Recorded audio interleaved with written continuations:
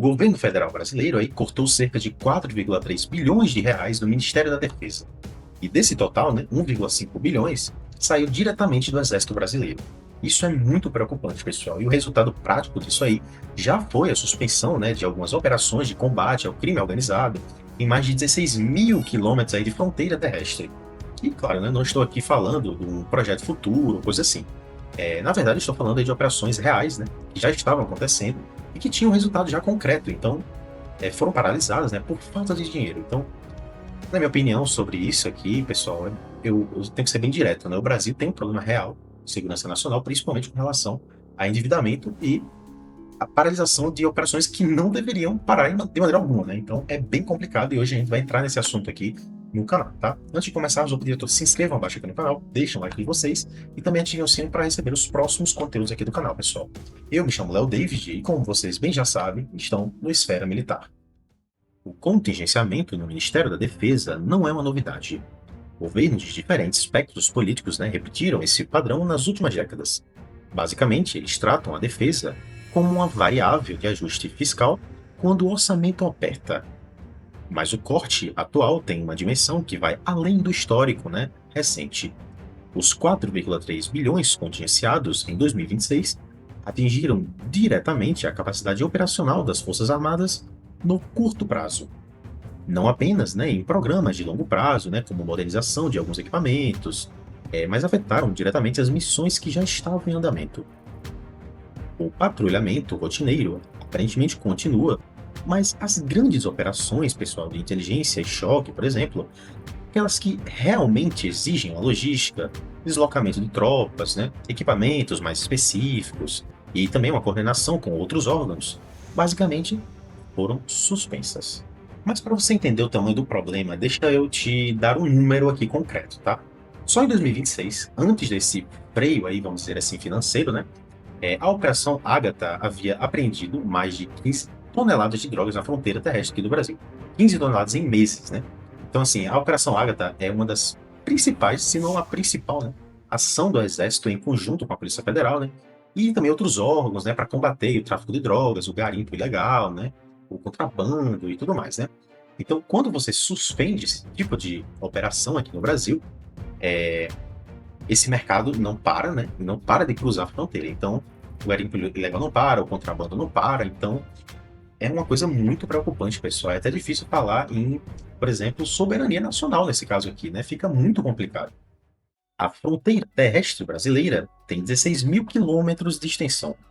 Ela faz uma divisa aí com 10 países, né? E atravessa a Amazônia, o Pantanal, o Cerrado e outras regiões.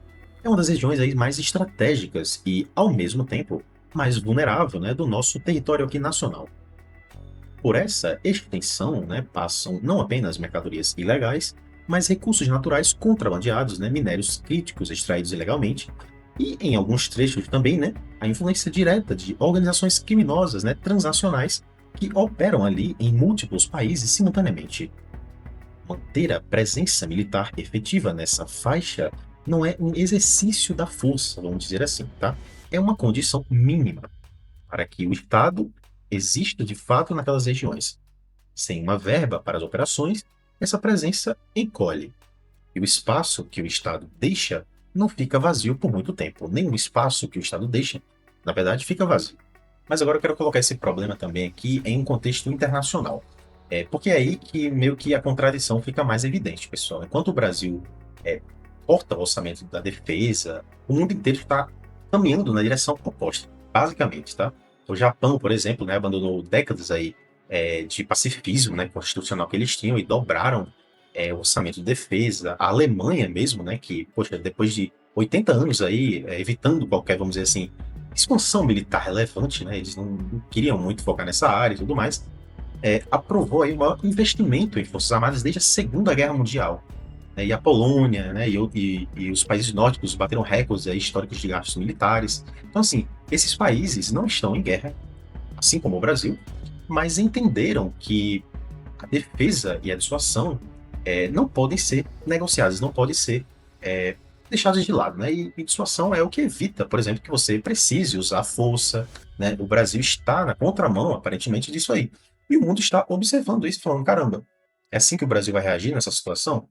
Existe um argumento recorrente, né, no debate fiscal brasileiro que diz que a defesa consome recursos que poderiam ir para a saúde, a educação ou até mesmo infraestrutura.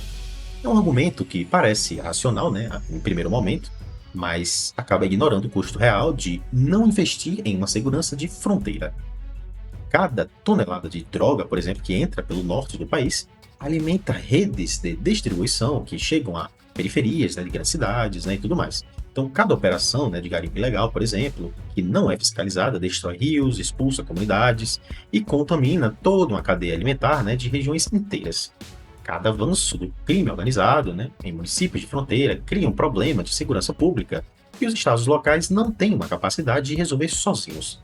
Então, o custo de corrigir esses problemas depois é muito maior que o custo de preveni-los. A lógica do contingenciamento não está economizando, né, é, dinheiro, vamos dizer assim, está apenas empurrando a conta para frente. E quando isso estourar no bolso dos brasileiros, né, talvez não seja só no bolso, infelizmente.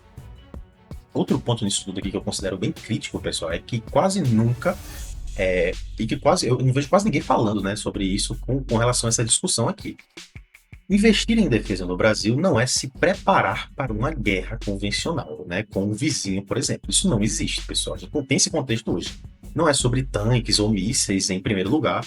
É sobre a engrenagem diária de manter a soberania funcionando. Então, fiscalização, presença territorial, a resposta a desastres, né, apoio à população isolada, né, que a gente tem muito aqui no Brasil, como a gente já sabe, combate a ameaças de poder da polícia convencional, né, coisas que a polícia convencional, vamos dizer assim, não alcança, né? Então, as Forças Armadas brasileiras participam dessas operações de socorros a enchentes, combate a incêndios, por exemplo, na Amazônia, né? De apoio logístico em regiões que não têm acesso, vamos dizer assim, a essa logística mais avançada. E isso não aparece, né? Eu não vejo muitas pessoas debaterem sobre isso. Mas acontece o tempo todo, pessoal. O tempo todo isso acontece. Tá? Então, quando você corta a verba operacional efetiva, você não está só suspendendo as operações da fronteira. Ah, não, não, a gente só vai sair da fronteira. Isso não existe. Você está corroendo toda a capacidade de resposta do Estado em múltiplas frentes ao mesmo tempo. Então, assim, é muito preocupante, tá? Acho que talvez seja o problema de maior preocupação que a gente tem hoje com relação à soberania. A gente não consegue proteger nem a própria fronteira aqui do Brasil, né? Então é muito complicado. O Brasil acumula um atraso tecnológico e operacional nas Forças Armadas, que é resultado direto, né, de décadas de subinvestimento, né, crônico. Equipamentos defasados, sistemas de comunicação desatualizados, falta de sensores modernos para o monitoramento de fronteira, carência também de drones, né, de vigilância com alcance adequado para o tamanho do nosso território, e isso ajudaria muito nos dias atuais, né? Cada ano parece aí que, sem investimento adequado, amplia esse atraso. E o problema não é só financeiro, na minha opinião, é de capacidade instalada. Ou seja, recuperar, né, em 5 anos o que foi perdido em 20 é muito mais caro, pessoal, do que ter mantido, né, o investimento ao longo do tempo. Isso é uma coisa que vários países, né, já perceberam. Então, engenheiros, técnicos, doutrina operacional, integração de sistemas, tudo isso se perde quando há uma descontinuidade prolongada. O contingenciamento deste ano 2026 não é um evento isolado. É mais um capítulo aí de um padrão, infelizmente, né, estrutural, que o Brasil não teve vontade política de romper. E é claro, pessoal, a soberania tem um custo, né? Isso não é uma frase de efeito aqui minha, tá, pessoal? É a realidade. O mundo está se rearmando, porque basicamente os países aprenderam essa lição, né, de forma mais difícil, claro que o Brasil, óbvio, né? Segunda Guerra Mundial, enfim. E eles não querem repetir esse mesmo erro. E o Brasil ainda está aprendendo, né, vamos dizer assim, isso tudo.